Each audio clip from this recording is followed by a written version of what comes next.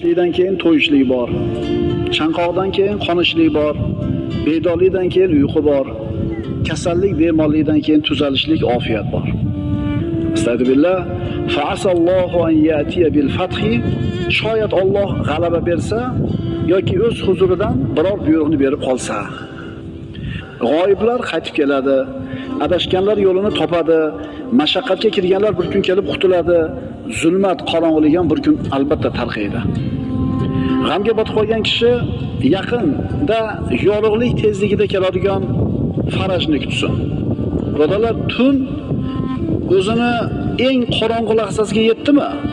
Bas, undan keyingi lahza yorug'likka, tongga qarab yurishlik bo'ladi. Tunning eng qorong'u qismi soat necha bo'ladi? 3 deylik. 3 bo'ldimi? Cho'qqisiga chiqdimi qorong'ulik? Endi 3 dan 1 sekund o'tdi, endi yorug'likka qarab yuradi. Agar birodar oldingda uzundan uzun sahrolarni ko'rib turgan bo'lsang, bilginki, uni ortida albatta yam-yashil vodiylar, bog'lar, soya salqinlar bor. Arqon birodar tortilib taraynashdimi? Demak, uzilishga oz qoldi. Mashaqqatlar cho'qqisiga, bizni tilda pikiga yetdimi? Endi buni bu yoqqa yengillikka yurishlik bor. Alloh azza va jalla bu borliqni qanday yaratdi? Bu borliqda yig'i bilan kulgu birga bo'ladi. Dard bilan shifo birga yuradi. Xavotir bilan xotirjamlik doim yonma-yon turadi. Payg'ambarimiz sollallohu alayhi vasallam aytadilar: "Va annal faraja ma'al karbi va anna ma'al usri yusra." Albatta qayg'u bilan birga xursandchilik bor, qiyinchilik bilan birga yengilchilik bor. Boshing og'riyotgan bo'lsa, birodar, tishing, qulog'ing, ko'zing, boshqa a'zolaring sog' turibdimi? Boshing og'riyotganda bitta mashaqqat bo'lsa, oldida 5 ta yengillik turibdi. Agar ishing yurishmayotgan bo'lsa, taning sog' bo'lib turibdi, yurting tinch turibdimi? Demak, bitta mashaqqat bor, oldida 2 ta yengillik bor.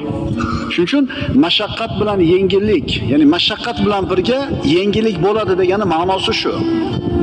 Sen faqat bitta mashaqqatni ko'rasan-da, oldidagi 10 ta yengillikni ko'rmaysan. Mana shu yengilliklarni ko'rishni o'rgansang, ustingda turgan mashaqqat, mehnat yengil bo'ladi. Birodar, soching to'kilyaptimi? Tishing to'kilmayapti-yu, to'g'rimi? Tirnoqlaring to'kilib ketmayaptimi? Shuning uchun bitta mashaqqatning oldida albatta bir qancha yengilliklar bo'ladi, faqat shu narsani ko'rishni bilishligimiz kerak. Shuning uchun birodar, faqatgina yo'q narsaga qaravermasdan, bor narsaga ham qarashni o'rgan. Holing ancha yaxshi. Ibrohim Halilullohni olov kuydirmadi. O'tkirg'itishdi. Lekin u davrda o'tkirg'itgan paytda Ibrohim Halilullohni Alloh taoloning Rabboniy inoyati o'rab turgan edi. Shuning uchun o't kuydirmadi. Qulna ya naru kuni bardan va salaman ala Ibrohim. Biz aytdik deydi Alloh taolo, ey o't, Ibrohimga sovuq bo'l, salomat bo'l. Alloh azza va jalla rioyasi, inoyati bor mu'minlarga. Kalimulloh Musa alayhissalom u kishini dengiz cho'ktirmadi. Dengizga kelib qoldi yahudlar bilan. Ularning orqasidan quvib Firavun keldi katta qo'shini bilan.